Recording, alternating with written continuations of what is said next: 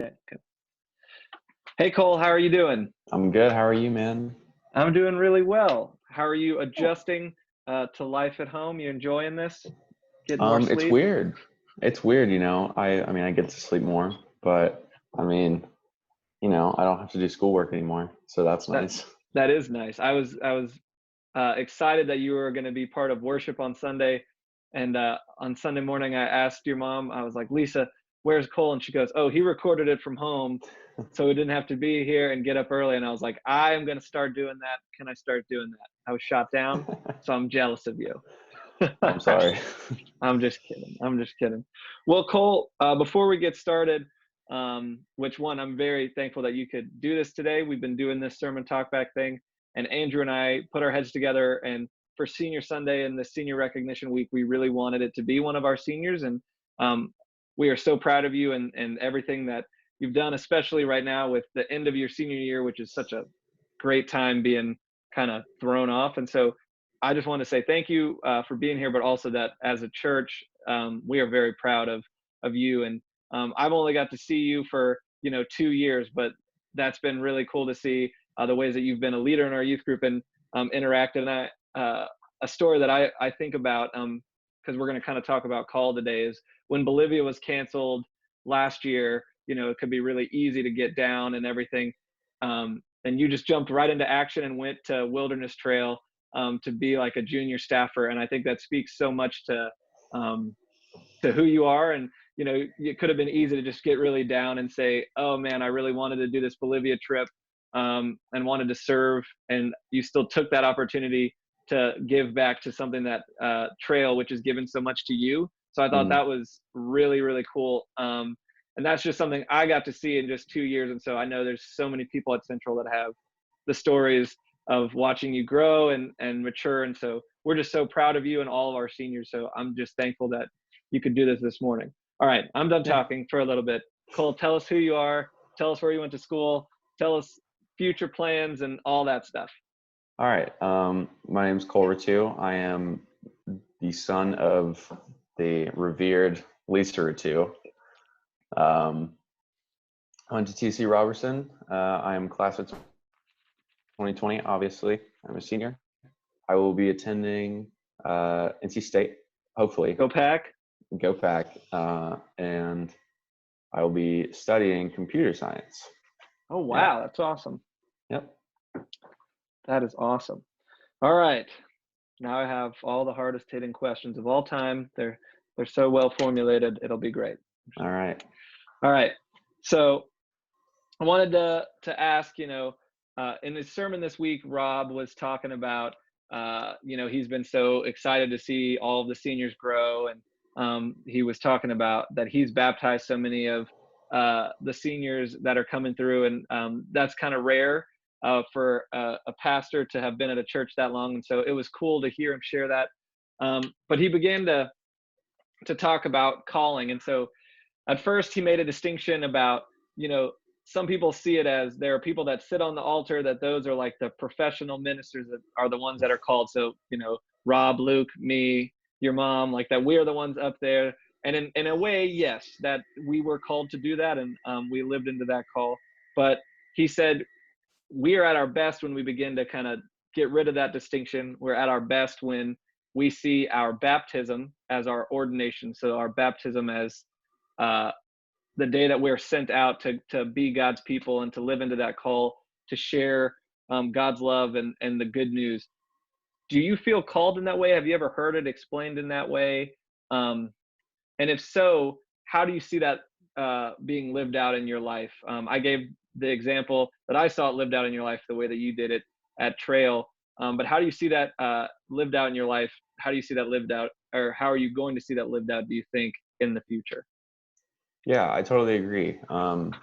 With Rob's, whole, we're at our best when everyone feels called, I guess. Mhm. And I do feel a call. I'm not exactly sure like where it's taking me right now. Yeah. Kind of like Rob said later on in the sermon. Obviously, he Mhm. didn't really know exactly, Mhm. but right now I do feel a call towards being like a Wilderness Trail staff, and Yeah. that's going to happen next year, hopefully. Go Trail. Everyone go Yeah. subscribe to Wilderness Trail on YouTube. On YouTube. Yeah, that's where I'm at right now. I don't exactly know like where it's taking me, but that's part of the journey, right? Like you don't Yeah. know every step of the way. Yeah, no, that's so true. And that leads me into my next question, which is, we don't know the next step of the journey, and along with trail, you always follow kind of a leader there. There's a guy, a trail guide that's taking you. And Rob said in his sermon, by following God, we become fully human. By following God, we become fully human, which is interesting to think about, right? That is when we become fully human, or at least as Christians, what we think is if we're following God. What do you think about that? And uh, is that an interesting thought to you? Had you heard that before? And what do you think about that?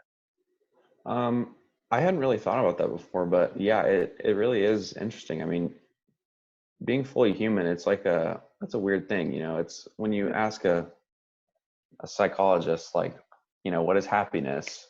They can talk about that for hours, right? If Yeah, you ask them the same question, like, what does it mean to be human? No one really knows exactly. There's so many parts that come into being human, like, well, your happiness, how, you feel, but also then there's like your animal instincts. hmm Humans are weird creatures, right? So like when we follow God, the guy who made us in his own image, we kind of like explore our full potential. We commune with each other. We praise our creator, I guess, yeah, but more importantly, like we spread God's love. And I guess, he made us, right? So yeah. if that's his image for us, is to spread love and to be with one another, then I guess that's being fully human. Yeah, no, I totally agree. I think that's really well said, right? That uh, if we're trying to be in the image of God, which we're created in, and live in that image, then we should try to follow as close as possible, I guess. And where did you feel the like you were following God the most? For me, I always went to youth group, and that was really great for me. But I always felt uh, on this mission trip we would do every year, we'd go and work on houses in rural parts of Texas. I always felt like I was following God the most there. I was meeting new people. I was, getting to know their stories. I was helping them on their house, and it created this interesting bond between everyone there and the people we were serving. And that's where I felt like I was following God the most. Where do you feel like you're kind of following God the most? Yeah, I think youth group as well for me. Yeah. Definitely trail. Like that's basically my number hmm one thing, but also, just like anything we do with the youth group, whether it be like a mission trip, or just meeting with one another, where, we're all learning more about God. That's where I feel like I'm following God the most, is when I'm, in youth group and participating in those activities. That's awesome. All right, and you brought this up earlier, and I'm going to circle back to it. So, at the end of his sermon, Rob shared his call story, and it was from when he was 16, and he's at a summer camp, um, and he feels he goes on this walk, and he's trying to hear the voice of God, um, and he said, his call, he didn't hear a pure directive. He didn't hear God say, "Okay, Rob, you're going to finish high school, you're going to go to college. When you're done with college, you're going to get on the first train to seminary. You're going to finish seminary, you're going to become ordained." It wasn't like a roadmap or an exact phrase or word, but he said he had this kind of um, peace and love and assurance that he felt from God. And uh, does his kind of call story resonate with you? Does it comfort you? I know for me, I have a similar call story to Rob. I was about that same age, 16, in that summer camp, and I kind of had a similar experience. And so it was really comforting for me to hear him say that. Um, and it was helpful in framing my own call. And I just wondered, is that the same for you? I'm gonna let my dog out of here. Go. Yes, I think so. Especially when he said that he didn't get like a clear answer. You know, it wasn't like Hmm. God talking to him. Like, I'm not sure how it worked back then. You know, Isaiah, obviously, maybe he actually heard someone like through his ears, but Yeah. how I've, heard God so far is like he responds to my Hmm. prayers, but like, at a later time. It's not like an instant Hmm. thing. Or I'll ask a question and then, it's like inception in my head. I think of a new idea and Yeah. it's like, oh, nice. Hmm. So that definitely resonated with me when you said that. And I think I first felt it um, somewhere during my first couple, times junior staffing, Hmm. um, where like I was just so lost, like I didn't know what I Yeah. was doing. All these kids they're so needy and Yeah. I don't know what to give them. So, I just sat there like talking with my staff and I don't know, I just felt like I just needed to persevere, just keep on going. It's Yeah. worth it in the end. That's awesome. And I'm really happy that you said that about, you know, you do feel lost or you're praying and you're not sure if you're going to hear an answer right away. And I think that just shows a lot of spiritual maturity in you, man, because it can be so easy to want instant gratification and to know that you could take a step back, rely on those around you, and rely on God, I think is really cool. And so just like I was comforted in hearing that from Rob, I'm comforted in hearing that from you. Um, do you have anything else? I don't have any more questions. Do you have anything else you want to share or anything you want to ask me? Um, yeah, I don't know. Um, this was fun. Yeah, I'm happy we Yeah, got to do this. I'm excited. I'm excited for you to start your freshman year. I'm sure you're going to come and visit us, right? That's going to for happen. sure. Yeah, Okay, good. I mean, at least I know someone I can talk to. If you're not coming back, I at least know who I can get in touch with pretty easy on a Sunday morning. I'll just nudge her during the sermon and ask, "Hey, is yep, Cole coming back for Thanksgiving?"